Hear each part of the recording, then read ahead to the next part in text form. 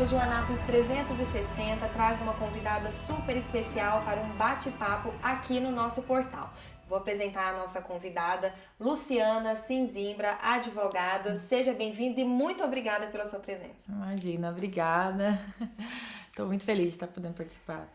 Luciana Sinzimbra, para a gente recordar, em dezembro, ela foi vítima de violência doméstica. Um vídeo gravado por ela viralizou nas redes sociais e ela acabou se tornando conhecida em todo o país. A gente vai falar um pouco sobre a Luciana, conhecer um pouquinho da sua história e também contar como tudo aconteceu. Eu sei que isso foi objeto de curiosidade de tantas pessoas, Luciana, de verdades, de mentira, e hoje a gente vai poder bater um papo sobre isso, um assunto delicado e que merece sim ser divulgado.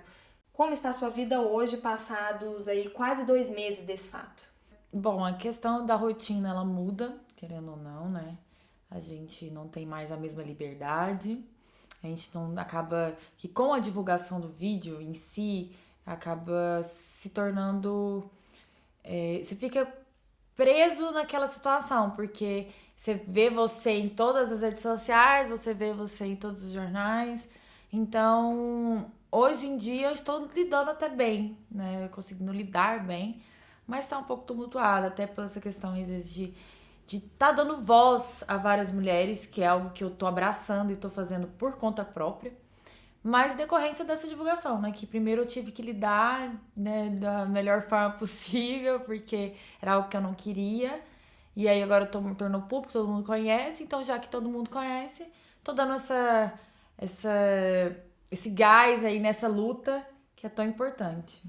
Como esse vídeo foi parar nas redes sociais? Ele circulou o WhatsApp primeiro? O que aconteceu que esse vídeo circulou e tão rápido assim? Viralizou bem rápido. No caso, eu havia enviado para um amigo, para uma amiga, na verdade. Essa amiga eu tinha pedido para mostrar pro namorado, que era conhecido do meu ex-namorado. E eu falei pra ela, olha, por favor, eu não quero que esse vídeo seja divulgado. No primeiro momento, todos os amigos queriam divulgar, né? Todo mundo, a primeira reação é colocar na mídia, por conta das imagens serem fortes, né? E eu enviei pra ela e pedi, olha, eu não quero que divulga. E aí um terceiro amigo em comum pediu pra ela esse vídeo, falando também que queria mostrar pra irmã, e enfim. E aí ela enviou, né? E ela acreditando que eu estava sabendo, e enviou. E aí essa pessoa tava com esse vídeo já tinha uma semana, porque esse envio foi no dia 16, né? A agressão aconteceu no dia 15. E aí essa pessoa, no dia 23 pro dia 24, não sei por qual motivação, eu acredito que não foi uma motivação boa, porque não chegou em mim, não pediu, não conversou, não me preparou, enfim. Se sentiu no direito de divulgar esses vídeos, né? Começou viralizando por WhatsApp, né? Enviou para várias pessoas que foram enviando para grupos e viralizou muito rápido, sabe? Foi muito, muito rápido. Isso aconteceu por volta de meia-noite e pouco. Começaram já a chegar mensagens no meu celular e fui tentar conter toda a situação, mas não consegui. Quando eu acordei já no outro dia, já tava em todos os canais e vários veículos me ligando e já tinha várias notícias, né, inverídicas nas redes sociais e um caos total. Não sei se te incomoda, mas você fala o que você se sentiu à vontade pra contar pra gente. Eu queria te deixar totalmente à vontade. O que aconteceu naquela noite? Naquela noite a gente teve uma confraternização do meu trabalho, né, que eu resido em Goiânia. E lá eu sou associada, advogada associada no escritório. E tivemos essa confraternização. Nessa confraternização eu havia chegado mais cedo, porque eu já estava lá, e ele mora aqui, né? Então a gente é daqui, começamos nosso relacionamento aqui. E ele foi pra lá me encontrar por volta de mais ou menos 9h30. Eu já estava lá desde as 6h30. E me encontrou, a gente tava bem, tava tudo tranquilo. Chegou lá, todo mundo interagindo. Saímos de lá, eu havia ganhado um presente de um dos advogados, deu pra todos os advogados. E aí, quando chegou na porta da minha casa, a gente tinha ido embora por volta de 2 horas da manhã, o bar já tava fechando. Chegou na porta da minha casa, eu, poxa, esqueci o presente. Voltamos, até aí, sem problemas. Na hora de chegar na porta do bar, eu falei, desci, ele falou, não demora. Aí eu ignorei, porque o bar já estava fechando. Eu falei, nem vou responder. E aí, quando eu tava saindo do carro, ele pegou e me chamou de volta, eu tô falando com você. Falei pra você não demorar. Aí eu falei, não depende de mim, né? E entrei pra dentro do bar, peguei o presente, foi rápido. Voltei pro carro, ele já reclamou pra mim, poxa, você me ignora, não fala comigo, eu te falei que você não falou comigo. Eu falei, olha, explica, eu falei, olha, não tem porquê eu ter respondido aquilo. O bar tá fechando, não tem porquê eu tá demorando lá dentro. Se eu demorasse é porque tava demorando pra achar o presente. Então, um atritozinho que a gente teve, foi isso. E aí eu já fiquei um pouco chateada porque era muito pouca coisa pra ele tá se irritando. Mas tudo bem, voltamos calados pra casa. Chegou na porta da minha casa, eu desci do carro, um pouco mais na frente. E aí ele simplesmente virou e falou assim, tchau, Luciana. Dando menção que iria embora. Eu falei, já tinha tido esse atritozinho e tal. Eu falei, se quiser ir embora, vai embora. E aí entrei pra dentro do meu apartamento. Chegando no meu apartamento, né, lá, eu tava no meu quarto, organizando as minhas coisas, ele já entrou. Totalmente descontrolado, gritando, muito nervoso, falando que eu abandonei ele lá embaixo, por que você fez isso, por que você tá indiferente, o que tá acontecendo, e gritando comigo. Eu só virei pra ele assim, fiquei esperando ele terminar pra poder falar que não tava acontecendo nada, que ele falou que queria ir embora, eu simplesmente, tudo bem, você quer ir embora, vai embora. E nisso, nesse meio tempo dele gritando, eu não cheguei a falar nada, ele já desferiu um tapa na minha cara. E aí nisso eu sentei na cama, fiquei olhando pra ele e falando, gente, agora ele vai ter consciência do que ele acabou de fazer, né? Porque deu um tapa na minha cara. E ele não, deu outro tapa. E nessa hora eu já cheguei a levantar, a empurrar ele e falar, você tá louco? Como que você tá fazendo isso comigo? E tudo. E aí nisso ele continuou me batendo, tentando me segurar. Teve um momento que ele, não sei o que foi, um tapa, se foi um murro, que meu nariz sangrou. Então a gente entrou em luta corporal, né? E aí eu consegui derrubá-lo e consegui sair correndo. Aí saí correndo para as escadas do meu prédio, porque o elevador não ia chegar. Só que as escadas não acenderam as luzes, né, das escadas e eu não consegui enxergar. Isso já era umas 2:30 da manhã, 3 horas. Não consegui enxergar. E aí ele me encontrou lá, me trouxe para dentro do apartamento de novo, arrastada. Tanto é que eu fiquei com machucado aqui no braço, né, muito machucado, porque ele me puxou. E lá a gente teve outro embate corporal até eu conseguir me trancar no quarto. E aí quando eu me tranquei no quarto, ele começou a bater pedindo pra gente conversar. Chorando, o tempo inteiro chorando, o tempo inteiro muito descontrolado. E pedindo pra gente conversar. E assim, naquele momento, você não consegue compreender o que tá acontecendo com você. Você não consegue compreender a gravidade. Hoje eu vejo o risco que eu corri, porque ele tava descontrolado. Sim. Então ele poderia ter feito muito pior do que ele fez comigo. Então, assim, mas na hora você não consegue entender. E aí, na hora eu acreditei que realmente a gente iria conversar. E aí eu posicionei a câmera para gravar a nossa conversa e ele assumindo que me bateu. Né? Era isso que eu queria gravar. Sim. E aí eu coloquei a câmera, né, na minha escrivaninha, assim, com algumas roupas, de forma que só a câmera ficou de fora.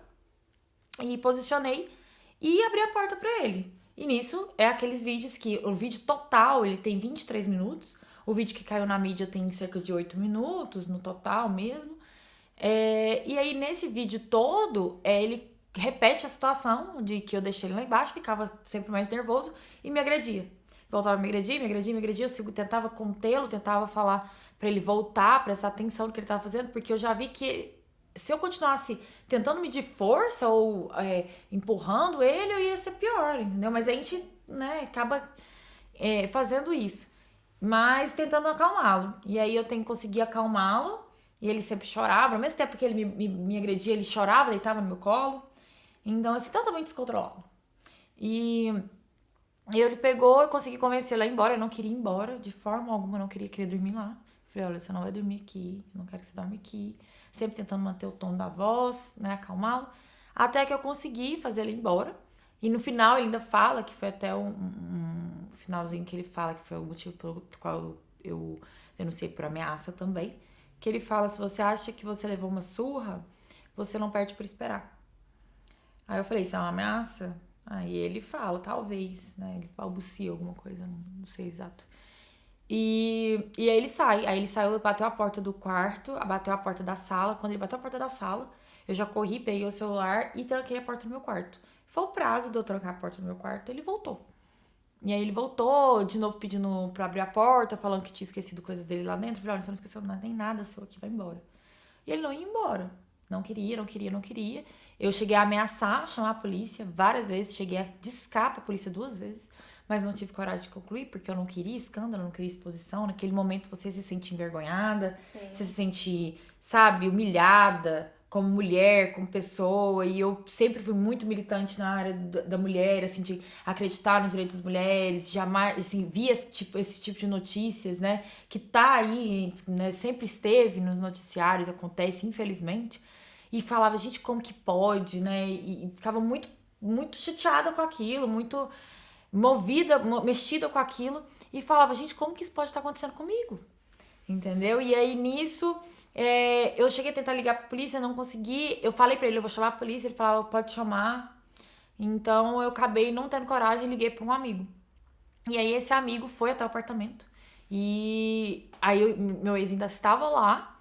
Ele não conversou com ele, entrou por dentro do meu quarto, falou pra eu arrumar minhas coisas, você vai dormir na minha casa, vou te tirar daqui.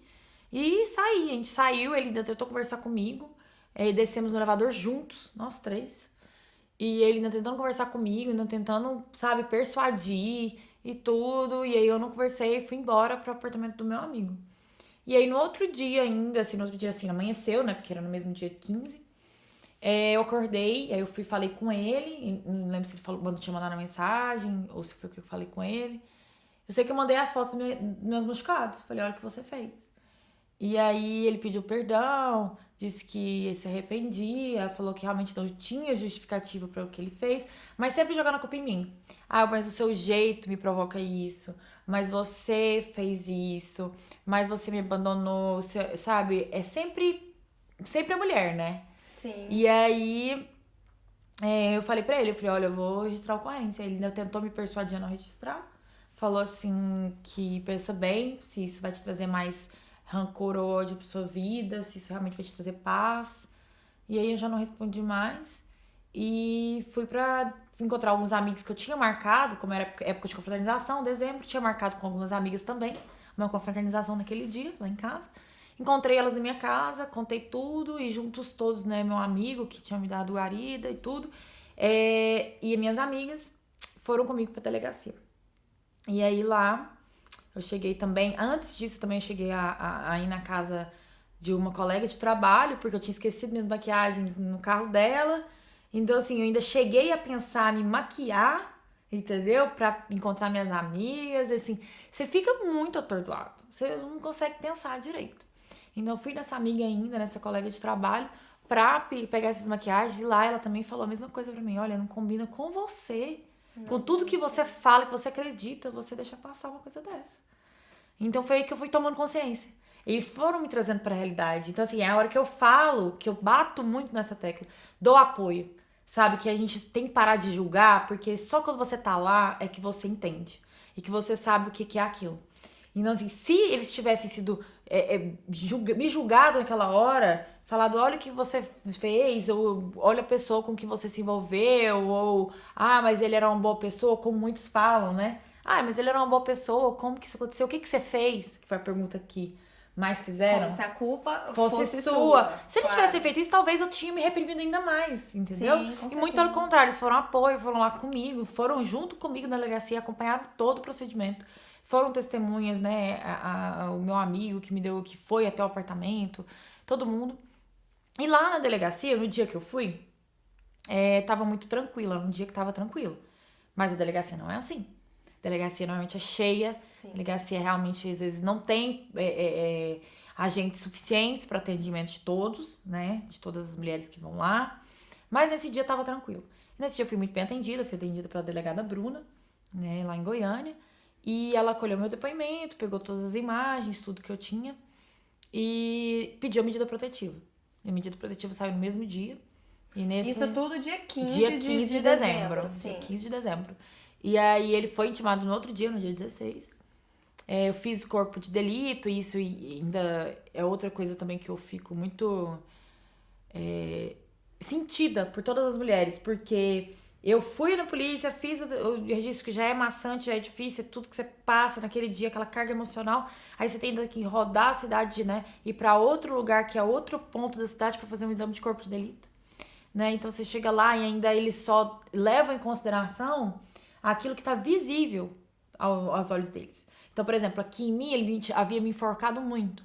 Aqui em mim tava muito machucado, sabe? Assim, por dentro, né? Não tinha apresentado roxos.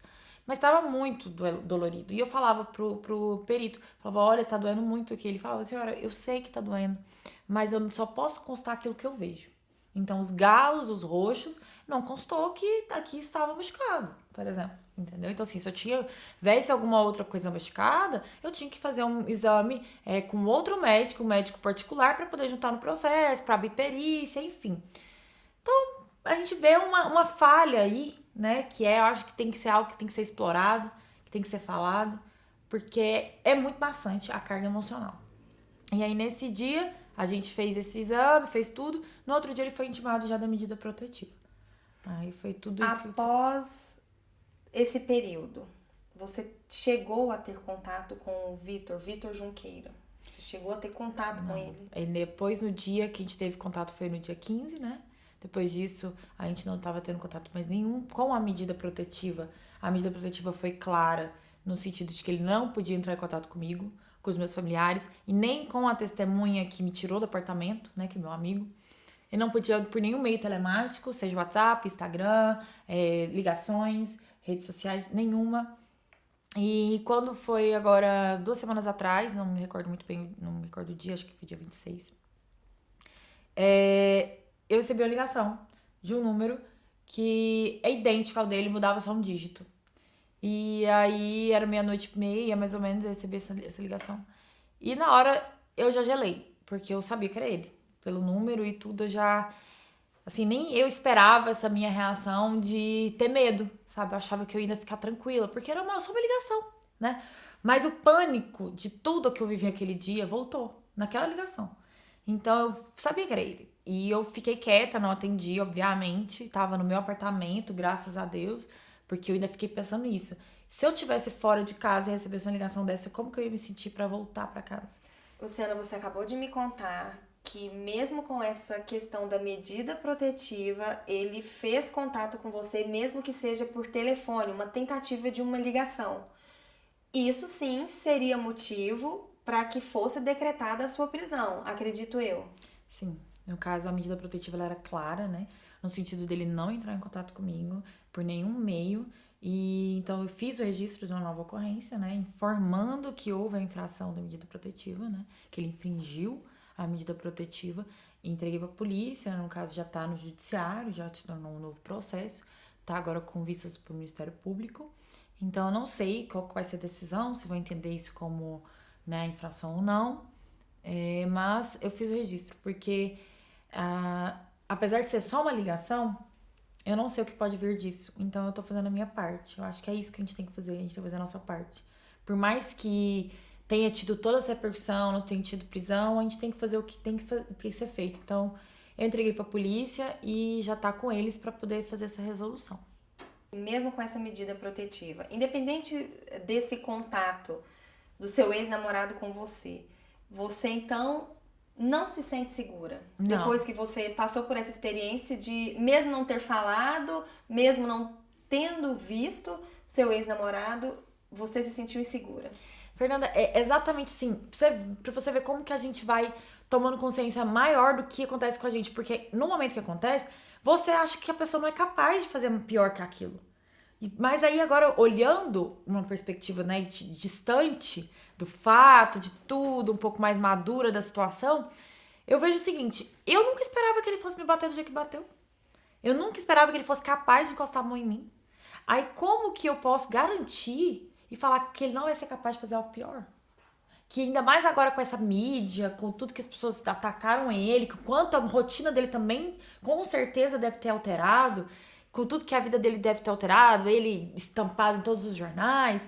Quem me garante que ele não quer uma retaliação?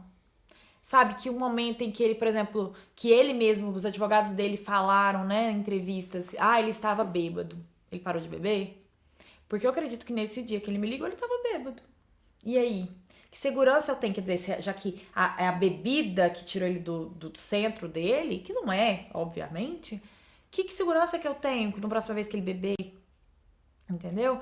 Então, assim, medida protetiva é importante? É importante. Não estou dizendo que não tem que fazer o registro. Não estou dizendo que não é importante pedir. Não estou dizendo que ela não vale de nada. Mas eu estou dizendo que quando o agressor quer fazer algo, a medida protetiva não é suficiente para impedir. Ele vai lá e vai fazer e vai arcar com as consequências do que for. Mas ele vai fazer.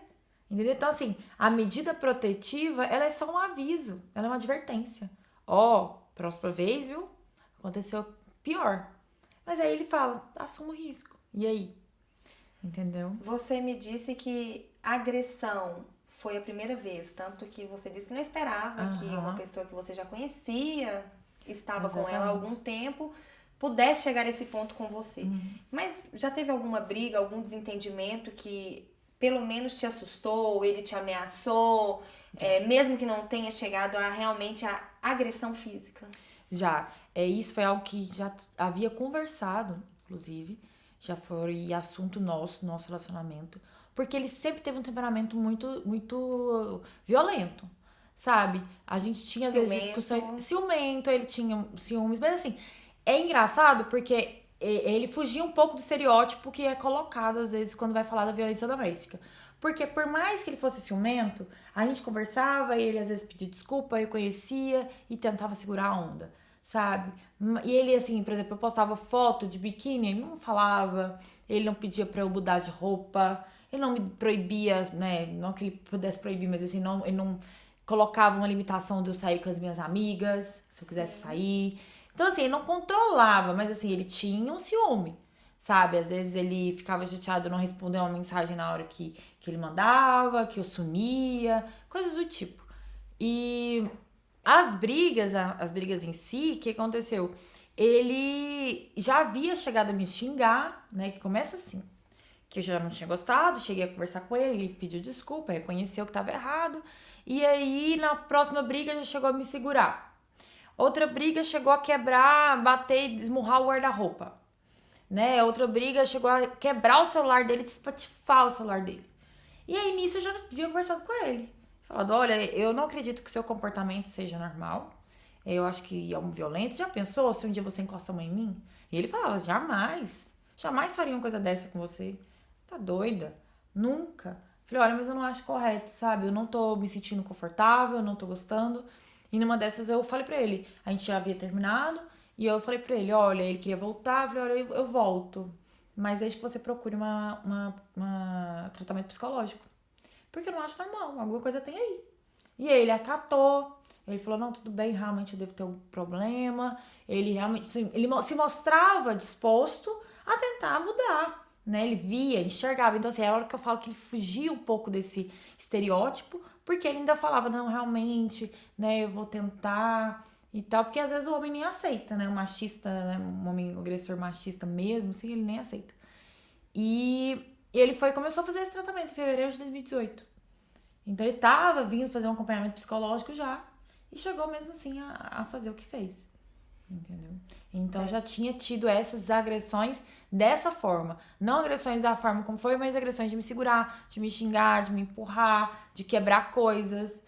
Então, tudo isso são agressões, né? Ah, com certeza. Porque geralmente começa assim. É a ameaça, te tratar mal, até chegar ao ponto da violência em si mesmo. Agora vamos mudar um pouquinho de assunto. Vamos falar um pouquinho da Luciana pós-acontecimentos. O que mudou na sua vida? A gente estava conversando aqui antes da entrevista e você me disse que... Um exemplo, você não tinha tantos seguidores no seu Instagram. Hoje eu acabei de olhar, ela tem mais de 80 mil seguidores no Instagram. Você acha que, não que tenha sido bom, mas o que de positivo você conseguiu extrair dessa história? Olha, o que me acalenta muito de tudo que aconteceu é justamente essa busca de muitas mulheres que se identificaram com a minha história e vieram falar comigo. E assim, a partir de cada relato de cada uma, eu fui vendo que, gente, eu tenho um papel agora tão crucial e tão importante que eu não tinha direito de pegar a minha história e já que já foi disposta, de retrair, de desaparecer, de não poder contribuir de alguma forma para a sociedade.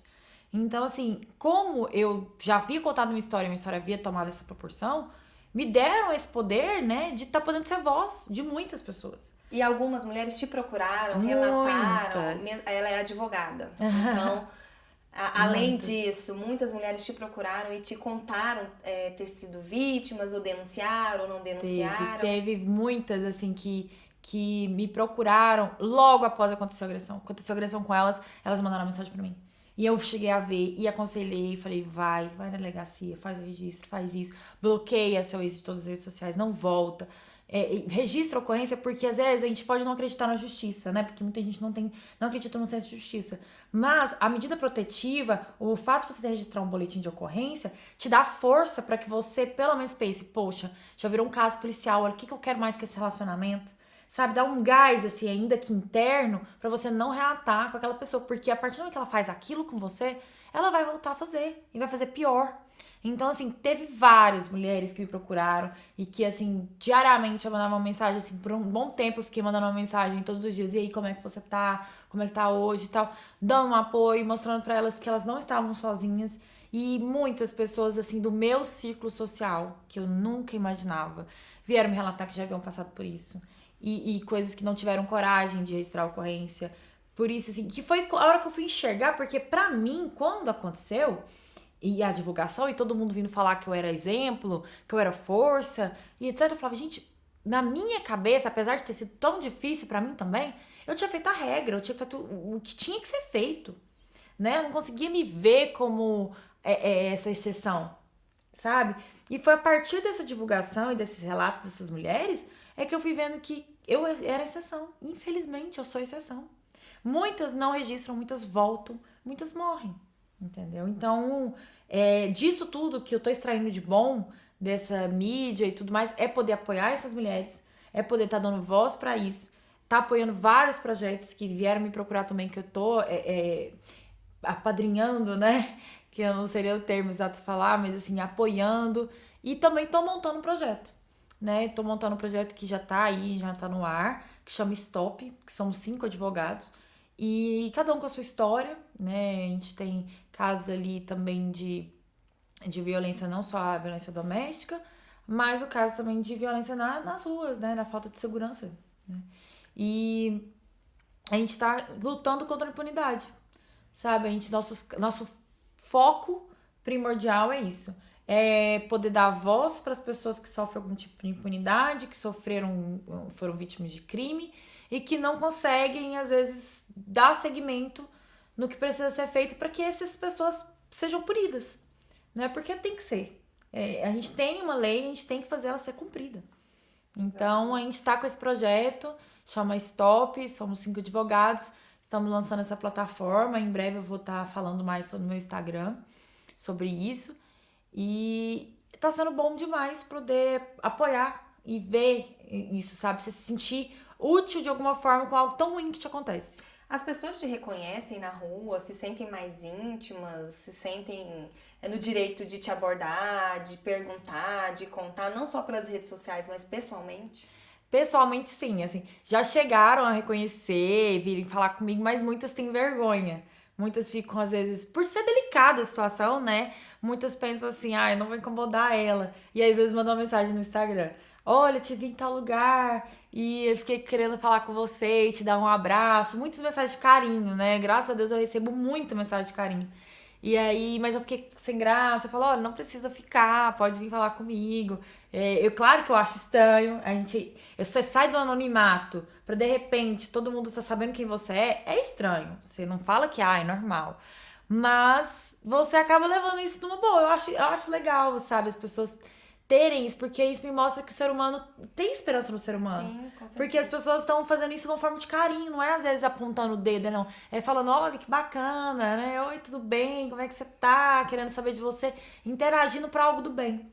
Então, acontece bastante as pessoas reconhecerem. Luciana, a gente vai caminhando aqui pro final. Primeiro, eu gostaria de te agradecer muito por você ter atendido o nosso convite. Eu queria te parabenizar pela sua coragem, pela sua determinação e até mesmo pela sua dedicação em ajudar essas outras mulheres, essas outras vítimas, por essa iniciativa desse projeto. Depois, se você quiser, pode contar com a gente para divulgação. Mas eu queria muito que você deixasse um recado para as outras mulheres vítimas que denunciaram, vítimas que não têm coragem de denunciar, uma mensagem de encorajamento, uma mensagem que dê coragem para essas mulheres denunciarem os seus agressores, porque é questão de sobrevivência. Violência doméstica é algo muito sério, está presente, não importa se é uma pessoa de classe social alta, baixa, se é namorado, se é marido, se de algum companheiro, não importa. É um assunto muito sério. Eu gostaria realmente que você deixasse essa mensagem para essas mulheres. Obrigada, né, finalmente por tudo aqui. O que eu tenho para falar para essas mulheres que eu vivo repetindo e que eu espero que eu consiga realmente passar essa mensagem é que você não quer estar nessa situação. Você não deseja isso, você não merece isso. Você não quer nada disso para sua vida, mas infelizmente isso está acontecendo. E infelizmente está nas suas mãos, apesar de ser tão difícil, apesar de ser tão doloroso tudo que você está passando, está nas suas mãos, dá um basta nisso. Então, assim, procure alguém da sua confiança, sabe? Alguém próximo, alguém que você pode contar, que você pode pedir abrigo e conte o que está acontecendo. Peça para que a pessoa te apoie, para que você vá até a delegacia, faça o registro da ocorrência, porque é importante tanto para te dar apoio, como para que a gente tenha números, para que a gente consiga ter voz, porque você é mais uma voz, né, nessa luta. E entenda que o homem que ele te segura, o homem que descontrola, o homem que chora, o homem que fica chorando, pedindo, na hora de, logo depois de te bater, pedindo perdão, falando que não era ele, isso tudo é ele. E ele vai fazer pior. Ele não ama você, ele quer ter o controle sobre você. E quanto mais você der essas oportunidades, mais ele vai se sentir no direito de te controlar, de querer estar em posse e vai querer o tempo inteiro tá te agredindo, entendeu? Seja psicologicamente, né, te diminuindo para que você se sinta cada vez mais envolvida naquela relação e acredite que você tem que estar lá, como também fisicamente. Então, busque ajuda, né? Busque um amigo próximo, entenda que você não quer estar nessa situação e faça algo por você, pela sua vida, pela sua família, que obviamente quem te ama não quer estar te vendo nessa situação. Então tá aí, mais uma vez agradeço a presença da Luciana aqui com a gente e continue acompanhando o Anápolis 360 graus com muitas novidades aqui de Anápolis e assuntos de interesse de toda a comunidade.